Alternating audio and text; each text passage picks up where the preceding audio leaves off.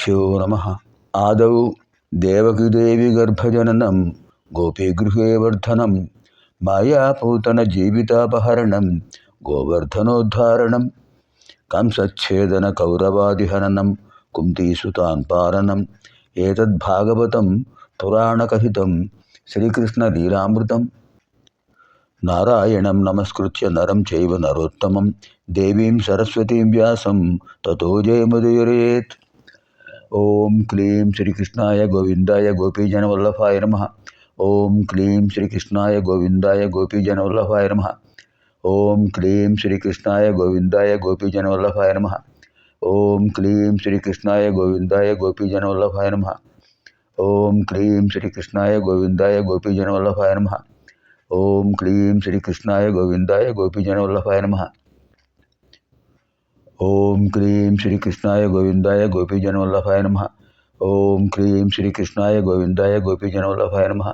ఓం క్లీం శ్రీకృష్ణాయ గోవిందాయ గోపీజనవల్లభాయ నమః.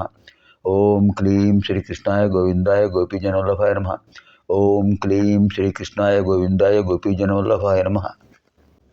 ఇదానీం వయం సర్వే శ్రీమద్భాగవత మహాపురాణే ప్రథమస్కంధే సప్తదశోధ్యాయే ప్రవిశామః. 17వ అధ్యాయం. ధర్మదేవత వృషభ రూపంలో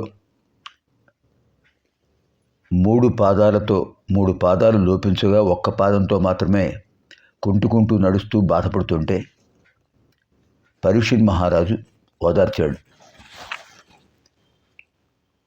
భూమాత గోమాత రూపంలో కన్నీళ్లు పెట్టుకుంటూ బాధపడుతుంటే ఓదార్చాడు. అమ్మా, శ్రీకృష్ణ పరమాత్మ పాదధూళితో పవిత్రమైన ప్రదేశం ఇదంతా కూడా, మీరు బాధపడకండి. కలి దోషాలు వస్తుంటాయి, తప్పదు. పరమాత్మ నిర్యాణంతో కలి ప్రవేశించాడు. ఆ కలి దోషాల వల్లనే మీరు ఇలా బాధపడుతున్నారు. పరమాత్మను ధ్యానించండి.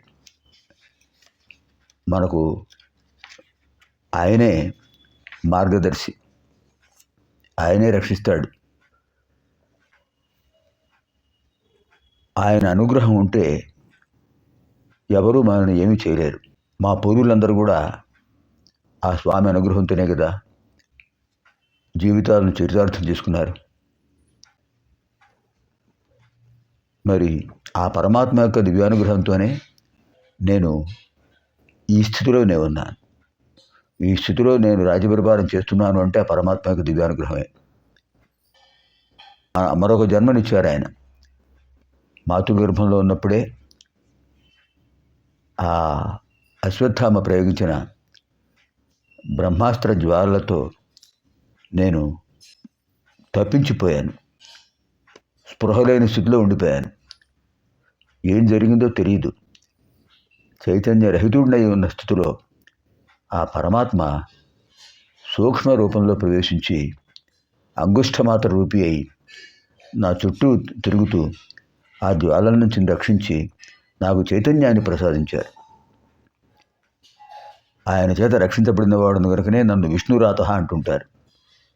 ఆ స్వామి అనుగ్రహంతోనే ఇవాళ మిమ్మల్ని ఓదార్చగలిగే స్థితికి వచ్చాను. నేను ఓదార్చాలంటే ఆ స్వామి అనుగ్రహమే. నేను ఎక్కడి వాడిని, నేను ఎలా ఓదార్చగలను?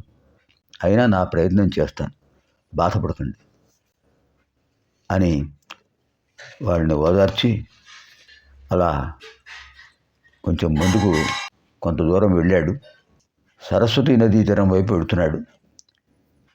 ఇంతలో ఆర్తనాదాలు వినిపించాయి. మళ్ళీ వృషభాల ఆర్తనాదాలు వినిపించాయి. ఏమిటి, ఇప్పుడే కదా నేను వాటిని ఓదార్చి వచ్చాను, ఇద్దరిని కూడా అని వేగంగా వచ్చేటప్పటికి అక్కడ ఒక మహారాజు వేషంలో ఉన్నాడు ఒకడు. ఒక పెద్ద కర్ర తీసుకుని ధర్మదేవతను కొడుతున్నాడు, హింసిస్తున్నాడు, అరుస్తోంది. గోరూపంలో ఉన్న భూమాతను హింసిస్తున్నాడు. ఆ రెండిటి ఆర్తనాదాలు వినిపిస్తున్నాయి. ఆయన వస్తున్నాడు, పరీక్షిత్ మహారాజు వస్తున్నాడు.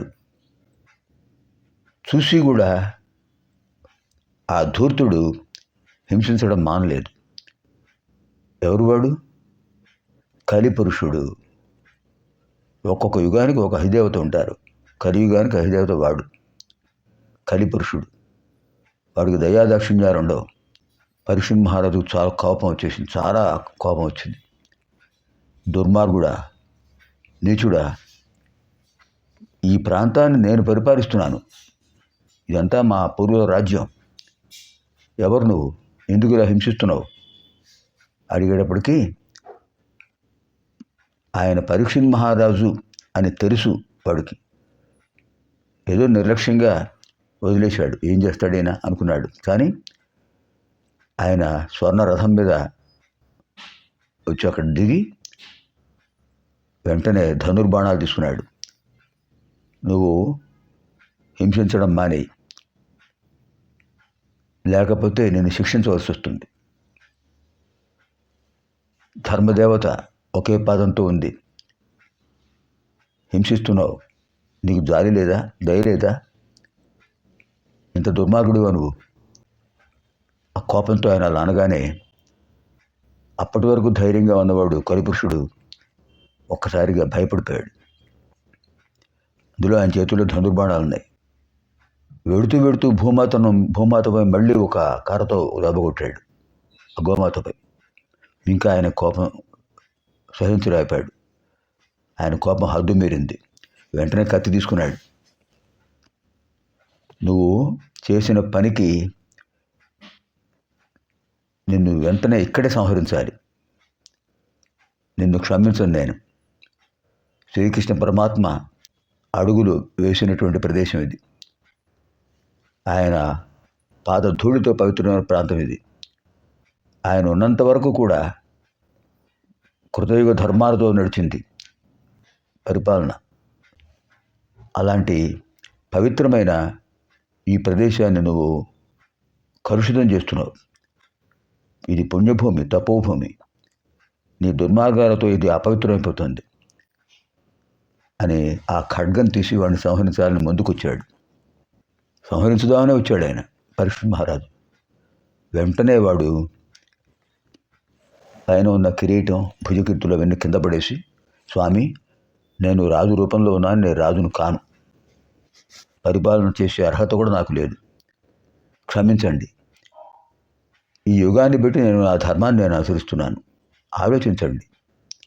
మీరు చెప్పింది నిజమే, మీరు శ్రీ మహావిష్ణువు యొక్క అనుగ్రహం పొందినవారు, అందులో సందేహం లేదు.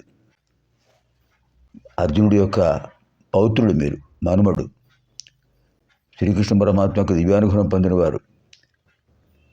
క్షమించండి, నేను